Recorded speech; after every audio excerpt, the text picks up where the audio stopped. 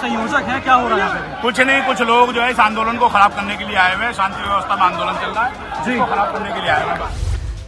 ये देश की राजधानी दिल्ली के जंतर मंतर की तस्वीरें हैं, जहां भीम आर्मी और कुछ यूट्यूबर्स में जमकर बहस हुई।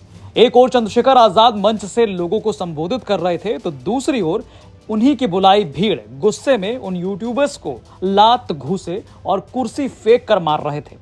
बीच बचाव के लिए महाआंदोलन की तैयारी देख रहे दिल्ली भीम आर्मी के प्रदेश संयोजक दौड़ दौड़कर भीड़ को किनारे और समझाने का काम कर रहे थे, लेकिन भीड़ कहां मानने को तैयार थी। हैरानी की बात तो यह है कि मौके पर बड़ी संख्या में फोर्स तो तैनात थी, मगर कोई आगे नहीं बढ़ा।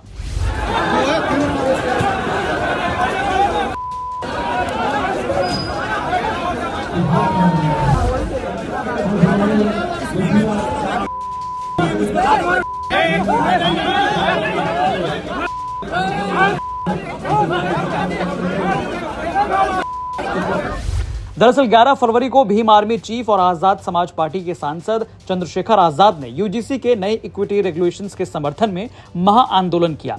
इस प्रोटेस्ट में दिल्ली, यूपी समेत हरियाणा और बिहार के भी लोग पहुंचे थे। इसे कवर करने के लिए भारी संख्या में यूट्यूबर्स और पत्रकार भी मौके पर मौजूद थे। भीड़ धीरे धीरे बढ़ रही थी। सभी को इंतजार अपने नेता और सांसद चंद्रशेखर आजाद के लिए था। जैसे ही सांसद चंद्रशेखर आजाद की एंट्री हुई, प्रोटेस्ट में आए भीड़ के साथ कुछ यूट्यूबर्स सवाल जवाब कर रहे थे कि तभी अचानक हल्ला हुआ और थोड़ी थोड़ी देर में भीड़ उन यूट्यूबर्स पर भड़क उठी। पहले एक को खदेड़ते, फिर 10 मिनट बाद दूसरे को। हालांकि जब हमने लोगों से सवाल किया कि आखिर क्यों भीड़ उग्र हो रही है, तो वो कहते दिखे, जहाँ सवर्णों की रैली होती है, एक भी दलित, एक भी पीडीए समाज का व्यक्ति जाके बोले ये दोनों ब्राह्मण अकल के लड़के ये माहौल खराब करने की कोशिश कर रहे हैं। बताओ कि कह पेट पब्लिक है भैया, इधर बताओ ना यार, कितना पैसा लेके आए हो? कितना पैसा? कोई पैसा नहीं लेगा, कोई पैसा नहीं लेगा। झगड़ा लगवाओगे? इतनी बड़ी रैली का आयोजन, बताओ कि आप उसको खराब करना चाहते हो यार। क्या तो मैं चोटी रखा हूँ, मैं ब्राह्मण हूँ, इसलिए मुझे मार रहे हैं? अरे क्यों ना मारे यार, क्यों ना मारे? तुम जब बदतमीजी कर रहे हो, बताओ एक बात बताओ, बदतमीजी कर रहे हो, गालियां बकवा रहे हो, लोगों को पिन कर रहे हो, लोगों का इंटरव्यू लेते ना भाई, ऐसे सवाल जाति से, कौन सी जाति से हो आप? हाँ, अब क्या बहुजन समाज सुधर गया? हाँ, मतलब ऐसे बात यार कि लोगों को आप खुद ना साथ। ब्राह्मण हूँ इसलिए मेरे ऊपर अत्याचार हो रहा है। अरे कौन सा अत्याचार हुआ भाई? अभी समर समुदाय की रैली होती ना, कोई पीडीए समाज का एक भी व्यक्ति आया होता, उसका भूत बना देते भाई, मार के भूत बना देते। वहीं जब हमने उन यूट्यूबर से भी जानने की कोशिश की आखिर भीड़ इतनी उग्र क्यों है, तो उन्होंने बताया, उसकी जाति पूछ के बाहर भेज दिया। साजिश नहीं, कौन सा पत्रकार दारू अभी जो बाहर भेजा था, महिला था।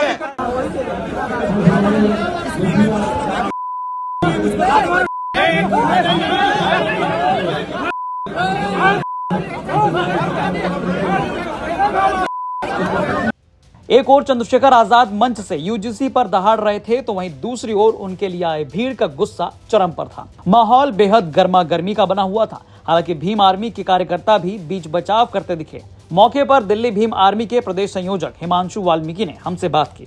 उन्होंने गुस्साए भीड़ को समझाते हुए यूपी तक से बात की और कहा कि कुछ लोग आंदोलन को बदनाम करने की कोशिश कर रहे हैं।